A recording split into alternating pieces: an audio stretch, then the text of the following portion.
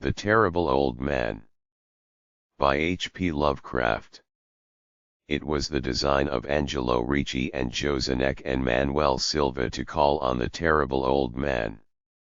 This old man dwells all alone in a very ancient house in Water Street near the sea, and is reputed to be both exceedingly rich and exceedingly feeble, which forms a situation very attractive to men of the profession of Messrs.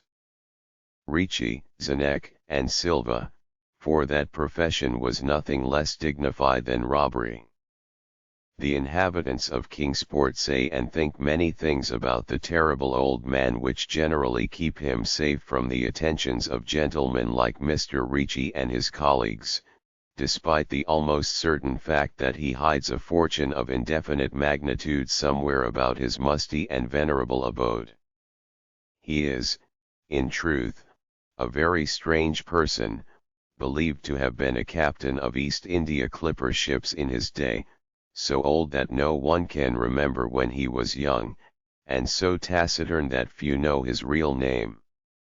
Among the gnarled trees in the front yard of his aged and neglected place he maintains a strange collection of large stones, oddly grouped and painted so that they resemble the idols in some obscure Eastern temple. This collection frightens away most of the small boys who love to taunt the terrible old man about his long white hair and beard, or to break the small paned windows of his dwelling with wicked missiles, but there are other things which frighten the older and more curious folk who sometimes steal up to the house to peer in through the dusty panes.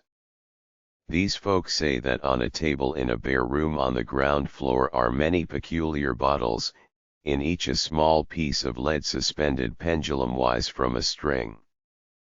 And they say that the terrible old man talks to these bottles, addressing them by such names as Jack, Scarface, Long Tom, Spanish Joe, Peters and Mate Ellis, and that whenever he speaks to a bottle the little lead pendulum within makes certain definite vibrations as if in answer.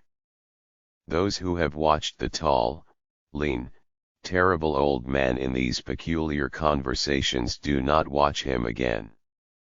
But Angelo Ricci and Joe Zanuck and Manuel Silva were not of Kingsport blood, they were of that new and heterogeneous alien stock which lies outside the charmed circle of New England life and traditions, and they saw in the terrible old man merely a tottering, almost helpless graybeard, who could not walk without the aid of his knotted cane and whose thin, weak hands shook pitifully. They were really quite sorry in their way for the lonely, unpopular old fellow, whom everybody shunned, and at whom all the dogs barked singularly. But business is business, and to a robber whose soul is in his profession, there is a lure and a challenge about a very old and very feeble man who has no account at the bank, and who pays for his few necessities at the village store with Spanish gold and silver minted 2 centuries ago. Messrs. Ricci, Zanuck, and Silva selected the night of April 11th for their call. Mr. Ricci and Mr. Silva were to interview the poor old gentleman, whilst Mr. Zanuck waited for them and their presumably metallic burden with a covered motor car in Ship Street, by the gate in the tall rear wall of their host's grounds. Desire to avoid needless explanations in ease of unexpected police intrusions prompted these plans for a quiet and unostentatious departure. As prearranged, the 3 adventurers started out separately in order to prevent any evil-minded suspicions afterward. Messrs. Ricci and Silva met in Water Street by the old man's front gate, and although they did not like the way the moon shone down upon the painted stones through the budding branches of the gnarled trees, they had more important things to think about than mere idle superstition.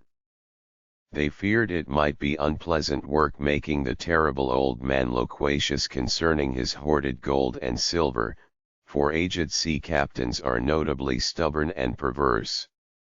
Still, he was very old and very feeble, and there were 2 visitors. Messrs. Ricci and Silva were experienced in the art of making unwilling persons voluble, and the screams of a weak and exceptionally venerable man can be easily muffled. So they moved up to the one lighted window and heard the terrible old man talking childishly to his bottles with pendulums. Then they donned masks and knocked politely at the weather-stained oaken door.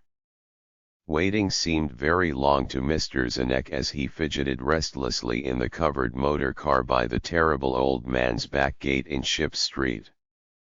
He was more than ordinarily tender-hearted, and he did not like the hideous screams he had heard in the ancient house just after the hour appointed for the deed.